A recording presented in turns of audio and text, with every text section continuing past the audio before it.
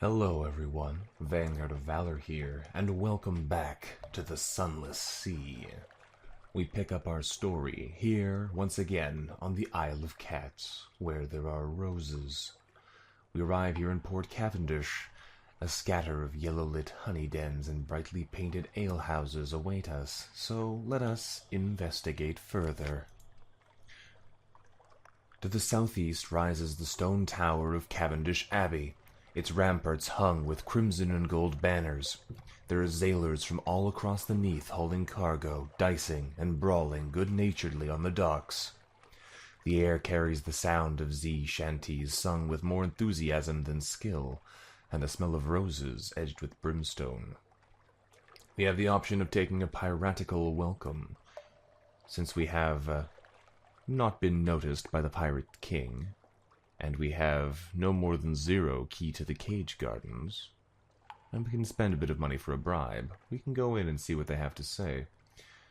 We can compile a port report as well, which is a good thing to do indeed. We can buy a shipment of red honey, which is certainly contraband, or we can attempt to sell sunlight, if we had some. A high-risk challenge as well. For the time being, I think we'll pass on that option and simply compile a port report of what happens here on the Isle of Cats. Roses and Kings. We spend half a day observing the docks and note an astonishing number and variety of ships. Was that a Kane Timuran, nestled beside a vessel from the Iron Republic?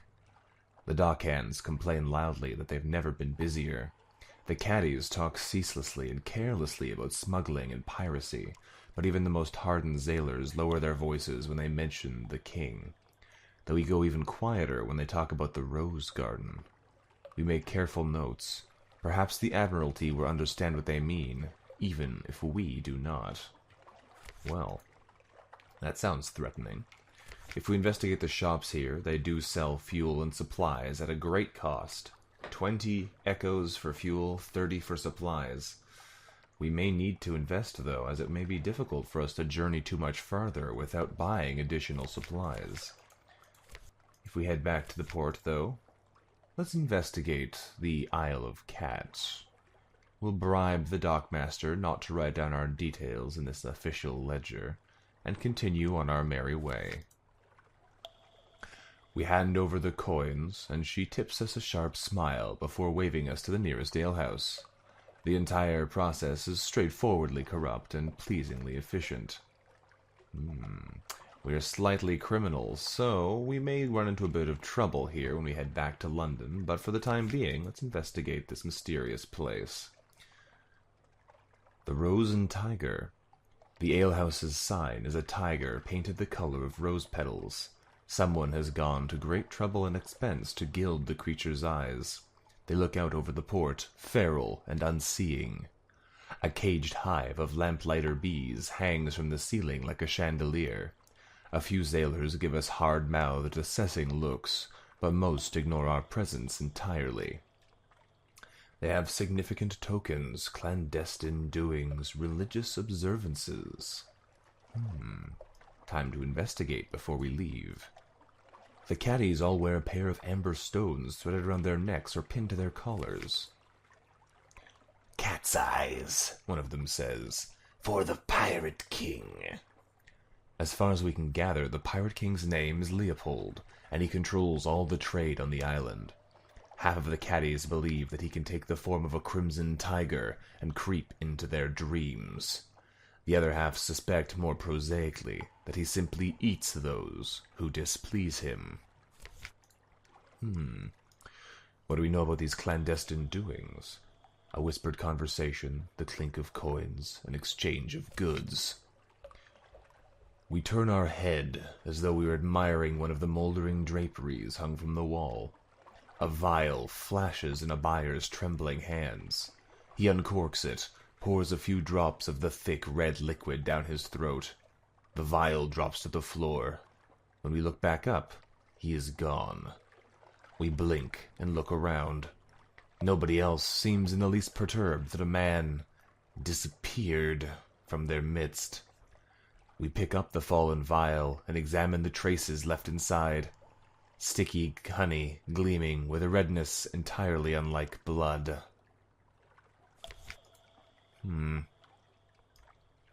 Religious observances as well, a crimson-veiled nun. A mellifluous sister, of course, she responds, performing a complicated negotiation between veil, thick glove, and a glass of mushroom wine. We ask what one of those is, and she snorts, "I'm glaring at you underneath this blooming veil." We act appropriately cowed, and the mellifluous sister thaws a little. "We are beekeepers and honey harvesters. The catties owe their prosperity to us, and the Pirate King, too." She slurps the last of the mushroom wine behind her veil, and the barkeep glides over to refill her glass, eyes respectfully downcast. A strange place indeed. I think it's time for us to go, though. Very well. The barkeep stops us before we reach the door and hands us a brooch set with 2 amber stones. He waits impassively until we pin it to our clothes. "Everybody wears the cat's eyes here," he tells us, moving aside to let us past. "Just a friendly reminder that the Pirate King's watching." It seems that no place, then, is truly lawless. We are now almost entirely beneath the Pirate King's notice. But not entirely. If we'd like now, we can go and investigate the Honeyed Tongue, or Cavendish Abbey. We should be careful with being noticed by the Pirate King, however, I suspect. Where would we like to go? Investigate Cavendish Abbey, or investigate the Honeyed Tongue? I think we'll go to the Abbey. The crimson-clad mellifluous sisters patrol its ramparts and tend their hives of lamplighter bees. The mellifluous sisters make their home in the richly appointed stone tower of Cavendish Abbey. Their thick gloves and crimson mesh helmets are worn less for modesty and more for practicality. They tend the hives of the lamplighter bees all across the isle, and make a religious observance of harvesting red honey for the Pirate King. Well then. We, cannot take the offer from the Lady of the Gardens, but we shall investigate what else happens here. We can gossip with a novice. She could, she tells us earnestly, really use a lamentable relic. Well, we have one of those. There's fuel for the bee smokers, but we can't really afford to give fuel away at this point. And we can take a meeting with the abbess using our recent news from London, if we're so inclined. I think we're going to gossip with a novice and give them one of our 2 lamentable relics. I have no idea what we'll get in return, but hopefully it's a reasonable reward. She is only a recent novice, and barely even inducted into the lower apistic mysteries. Still, she has some useful information to impart. The recent destabilization of the red honey trade elsewhere has been fortuitous for the Isle of Cats. Honey production can barely meet demand. The abbess and the Lady of the Gardens are having some kind of dispute over staffing, of all things. Well, we have reached passing awareness of the Pirate King and gained 20 fragments for our lamentable relic. Questionable value, but we'll see what else happens as we're here.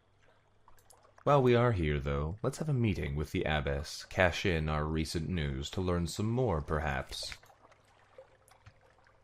We recite our news to the abbess, our voice stuttering every now and then in the cool silence of her office. Her face is entirely obscured by her thick veil, and it is impossible to read her reactions. Nonetheless, we must have pleased her. She orders one of her novices to load our ship with casks of mushroom wine. The abbey overlooks the rose garden, and so we make a point to linger at the windows. The roses bloom lush and wanton, each petal the color of sunset. A tall woman in a golden veil picks her way between the thorned bushes. Well, we've gained 5 casks of mushroom wine, hopefully good trade goods to bring back to London, and we've now intrigued the Pirate King with our antics. I question the safety of our actions here, but we've gained some rewards, so it may be worth it in the long run. You have the option as well to give fuel to the bee smokers, but that costs 5 fuel of the 9 that we have, and I question the value of that, so perhaps not. Well, that was a lovely visit here at the Isle of Cats. I think we'll return here one day to investigate further, but for now, it's time to head back to sea and see what else we can find. While we're here, I think we will buy ourselves 1 extra fuel and be on our merry way. So, before we leave, let's investigate our chart here. We're looking for an Isle of Postmen, but whether or not we can find such a thing is entirely questionable. I believe we'll head up in this direction, though, before returning to Fallen London, if at all possible, so let's launch, and hopefully find what we seek. Back out into the sea we go. What horrors await us out here, we have yet to uncover. But we're breaking new ground, or in this case, sailing new waters. So there could be any number of things. Our Z-Bat tells us Visage is a long way to the east. An interesting sounding location, but not in the direction we hope to go.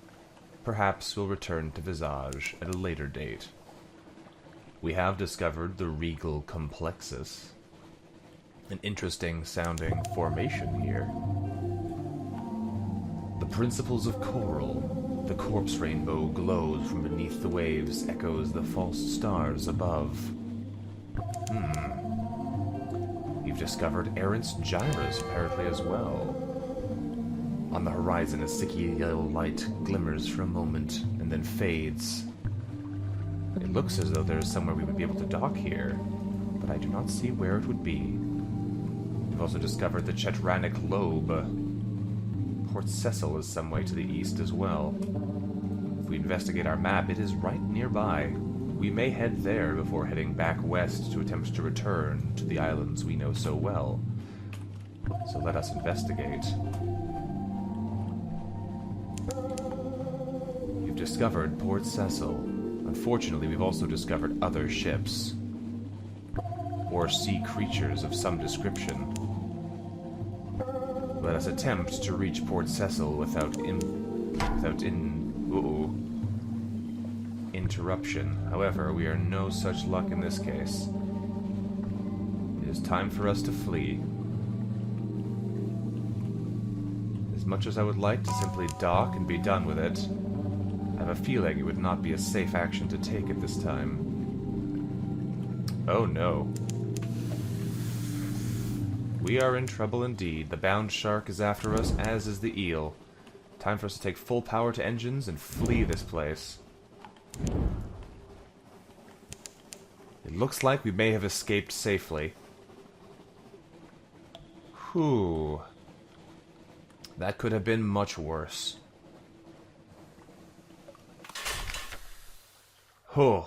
Carefully avoiding combat with a nasty bound shark, we've returned safely to Port Cecil. A sourceless silver glow, a haven for players of games. Rumbled convolutions of coral fill the water, glimmering with silvery light. The harder we look, the more we see shapes amid the chaos, almost as if they were sculpted. This one could be a crenellated castle, that one a horse's head. A neat little port huddles into the side of the coral island, prosaic imperial docks and houses tucked away in a baroque organic chaos. In that curious silvery light, among the frozen chaos of coral, the scene has the unreal air of a pencil sketch, crumpled and discarded. Chess is popular in the principles. The port is full of exiles, drunks and washed-up Z-traders. They all play, often obsessively. Be careful. The chess pieces are carved from scintillac. Here in the principles, that can be very dangerous. Beyond that, we don't want to play chess at the moment. We can investigate the mysteries of the Z here in the coral knoll around Port Cecil. We also have the ability to gather a port report here. That could be very interesting for us. We don't have an Apocyan chess piece, so that will not be done. And we can attempt to gather scintillac, but it is a very high-risk challenge with only a 24% chance of success, so I suspect we will pass on that for now. As it stands, though, we will certainly gather intelligence on Port Cecil. The older inhabitants of Port Cecil carry coral incrustations like a disease, splotched with silvery light. They like to go up into the limestone heights behind the harbor to lay their heads against the pillars and towers, stare at the roof of the Neath, dream, open-eyed. Sometimes they speak of things far away, the Connacht's work, the smuggler wars, the Fathom King's secrets. Perhaps it's not all invented. Well then. Beyond that, let us explore the coral knoll around Port Cecil and see what we find. Sea laps dark around silvery coral. Humps and columns rise, a bewildering maze. We choose to go carefully. A raggedy fellow. Captain, I'm a good seaman. If you'll have me. Will you have me? I'm hungry. I'll work hard. He seems likely enough, if a little ragged and sorrowful. Well, we could choose to pay his ride home, but without 250 echoes to burn, we have no option for that act of generosity. We do have the option to leave him here, or the option to take him with us. Well, we could use an extra hand. Let's take this man with us on board. You won't be sorry. I'll work double watches. Ask everyone. They'll tell you I have a good name. Yes. Eventually, we get him to stop talking. His enthusiasm is promising, if a little pitiable. However, this decision may have further effects. We now have welcome aboard, stranger. But that's all for now. Well then. This is the sailor who came begging to us for a berth. He's done good work, this one, but he's keeping a little shrine to Salt, the nameless god of the horizon, at the back of the hold. I will permit it. Out here, a captain needs all the help he can get, even from sad, strange gods of farewells. We now have the god of the Z, Salt's attention, if it even exists. We let him keep his salt circle and his chalked arrow. That night, as we stand on the foredeck, a soft breeze comes out of the east, the Salt's direction, tousles our hair, and passes. Let's return once more to Port Cecil, and play a game of chess. We have 100% chance of success at this. Our pages are indeed our best skill, so perhaps we will be quite efficient in this particular challenge. Let us play chess. A disciplined success. Odd thoughts bubble up each time we touch a chess piece. This one longs for home. That one has a secret desire for revenge against the slayer of its rank mate. This will be a queen one day. Those would do better as metal. We taste the metal. We ignore these thoughts and move methodically to a victory over our opponent. He blinks. Checkmate? He asks, helplessly. Well, we've gained 50 fragments, and we have increased our page's skill. Another straightforward challenge. Why don't we continue? Again, odd thoughts bubble as we touch the chess pieces, but we've succeeded in the challenge, gaining another point in pages, and gaining 100 new fragments. Again, a game of chess, this time with only an 87% chance of victory, but I feel as though we may as well take our risks here. We don't know how long we've been playing. We won a match, Another. The rough coral tips of the chess pieces are smeared with blood. Ours. Our opponents. But we've begun to realize that our moves recapitulate the movements of the powers of the Neath, the flukes and their shapelings, the bazaar that lurks in London, Mount Nomad that prowls the sea, salt, stone, storm. With every move we take, the shape of it becomes clearer in our mind, sharper. Checkmate, you say. One more game? Our first officer is tugging at our arm. Ignore them. You have chess to play. Developments. The coral is changing. We've gained 3 new secrets, and we've succeeded increasing our pages yet again. This time it's only a chancy challenge with hardly more than a 50% chance, but evidently we have been caught by the draw of the chess, so we'll play one more time. One more game, and again we have won. Gambits are answered. Something is happening here. We've gained 4 new secrets and increased our pages now to 60. The risks are increasing drastically as we go. We now have only a 45% chance to succeed.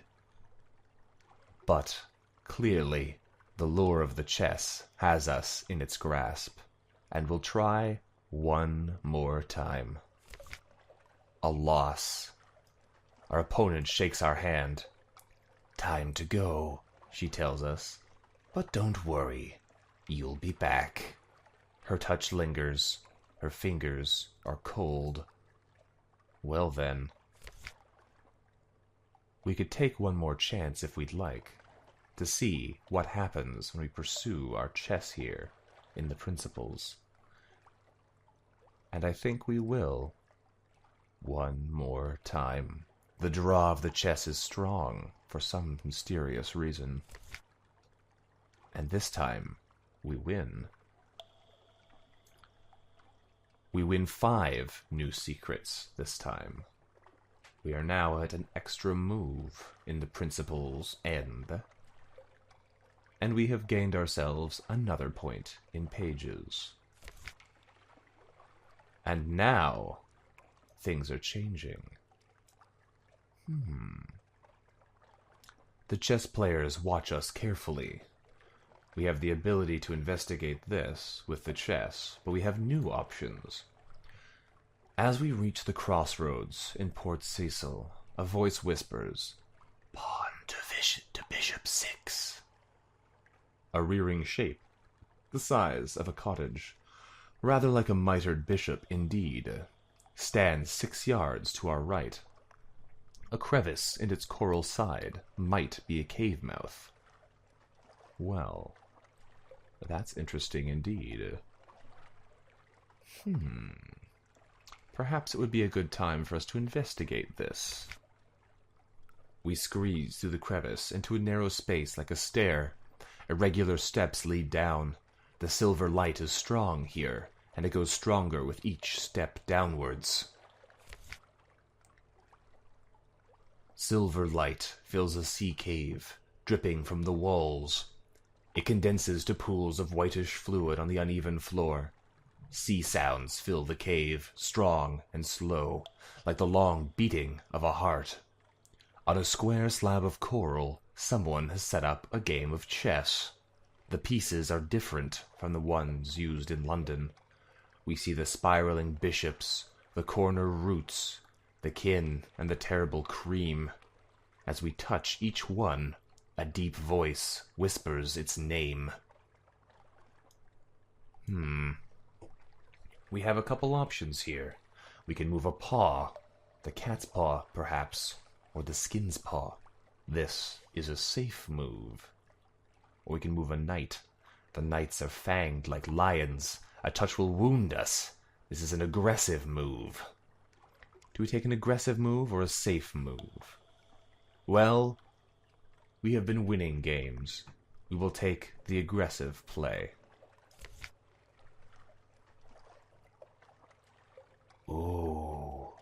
The cavern breathes around us. That was piquant. Thank you, It distracts from the pains of dissolution in. But I so want to dissolve. Will you help me? Sleep will not enough. I desire no dreams. Will you help? We've gained 2 iron for our work. An opening has occurred, and we have a wound now. Should we take 2 more, we will die. Let's offer our assistance with dissolution. In the flow of air through the cavern, we hear the voice of the principals languorously pleading, "I offer an assistant," it flutes. "And Scintillac. You enjoy Scintillac, aren't you?" Well, let's see what this is all about. A rubbery man rises from a cyst in the floor. An iridescent cicatrice crosses its face. Even in this flood of silvery light, it pulses like a fevered moon. It shuffles closer. "Short flames," it wheezes. Unprecedented. A rubbery capable of human speech in however debased and pitiful a mode. "My emissary," the cave whispers. "Treat it gently." The whisper follows us back up the steps. "Take it to the salt lions." We now have a nacreous outcast. Mysterious. Mysterious indeed. Well then, I think it is time for us to leave Port Cecil. But first, that is a mysterious sight indeed. He's a cook at the moment, and I believe we will take him up in that role for now if we can. There we go. Its brothers and sisters have abandoned it. Pearly light drips from its mantle crest. The principals have touched it, and not gently, but it can work miracles with salt and fish flesh. It adds 4 to our hearts, 2 to our pages, and 2 to our mirrors. A very powerful officer indeed, potentially. Can we speak to the cook? Yes, we can. We can invite it to dine with us if we have a strange catch. We can train with it to increase our hearts. And we can proposition the nacreous survivor, should we desire to. But you would need 7 Scintillac, and I'm not sure we would want to do such a thing either way. Perhaps not. While we are here, we can investigate the shops. But again, fuel and supplies are not in great price here. Well, we do have a number of places yet to go. We still do need to return home to cash in our rewards. We have a great number of curiosities and things to tell about when we return back home. We have casks of mushroom wine and other interesting devices. But I believe for the time being, we're going to have to end our adventure here for today. Thank you very much for watching, everyone. This has been Vanguard of Valor, playing Sunless Sea. If you've enjoyed today's adventure, let me know what you thought about it in the comments below. I'm going to return into the menu here, though, so we don't burn all of our food while waiting aimlessly. And I look forward to seeing you next time. Until then, goodbye.